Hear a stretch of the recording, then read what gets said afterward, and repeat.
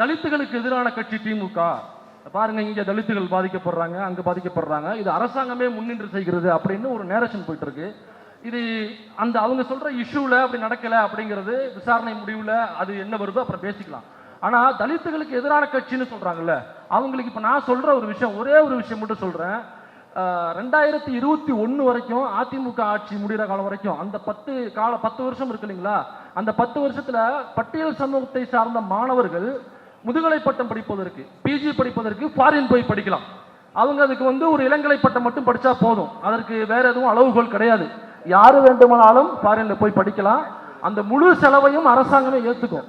அப்படி அந்த திட்டத்தின் கீழே அதிமுக பீரியட்ல கடந்த 10 வருடங்கள்ல 2021 வரைக்கும் பயன்பெற்ற பட்டியல் சமூக மாணவர்கள் வெறும் 10 பேர் தான். 2021 அப்புறம் திமுக ஆட்சி வருது. திமுக ஆட்சியில இந்த நிமிஷம் வரைக்கும் கிட்டத்தட்ட 150 மாணவர்கள் அந்த திட்டத்துக்கு கீழே போயிட்டு ஃபாரின்ல போயிட்டு முதுகலை பட்டத்தில் படிச்சுட்டு இருக்காங்க, பிஜி படிச்சுட்டு இருக்காங்க. ஒரு மாணவருக்கும் தலா 30 லட்சம் வரை செலவாகுது. 150 மாணவர்கள் இந்த 4 வருடத்திலேயே பயன்பட்டு இருக்காங்க.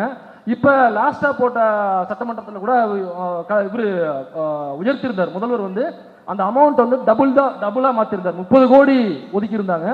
இப்ப லாஸ்டா வாசிச்சதுல அது 60 கோடியா மாத்திருக்காங்க. அப்ப என்ன அர்த்தம்னா 150 இருக்கக்கூடிய மாணவர்கள் 300 மாறுவாங்க. இப்போ ஃபாரின்ல போய் பெரிய பல்கலைக்கழகத்தில் நீங்க ₹1 கூட செலவு பண்ண தேவையில்லை. நீங்க ₹1 கூட பேக்கெட் இல்லாம போயிட்டு நீங்க ஏதாவது ஒரு யூஜி டிகிரி முடிச்சா போதும், அவ்வளவுதான் அதுக்கான குவாலிஃபிகேஷன். இது எங்க போய் அப்ளை பண்றது உங்களுக்கு சந்தேகமா இருக்கும். எழிலகம்ல ஆதி திராவிட நலத்துறைன்னு ஒரு துறை இருக்கு. அங்க போயிட்டு நீங்க கேட்டீங்கன்னாக்கா வழிகாட்டுதல் ஃபார்ம் கொடுப்பாங்க, ஃபில் பண்ணீங்கன்னாக்கா பட்டியல் சமூகமாக அந்த மாணவர் இருக்க வேண்டும். அந்த ஒரே ஒரு குவாலிஃபிகேஷன் மட்டும் தான், இளங்கலை முடிச்சிருக்கணும். ஃபாரின்ல பிஜி முடிக்கலாம், ஒத்த பைசா செலவு இல்லாம அது நடந்துகிட்டு இருக்கு.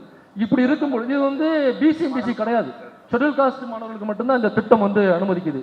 அப்ப இதை டபுளா மாத்திருக்காங்க. இவ்வளவு வேலைகள் பின்ன நடக்குது. அவங்கள ஃபாரின்ல போய் படிக்க வைக்கிறது இப்படி நிறைய விஷயம் இப்படிலாம் நடக்குது. இந்த அரசாங்கம் இப்படி செய்யுதுங்கிறது தெரியுமா தெரியலையான்னு தெரியல அவங்களுக்கு. ஆனா தலித்துகளுக்கு எதிரான கட்சி திமுக அப்படின்னு ஒரு நேரேஷன் போயிட்டு இருக்கு.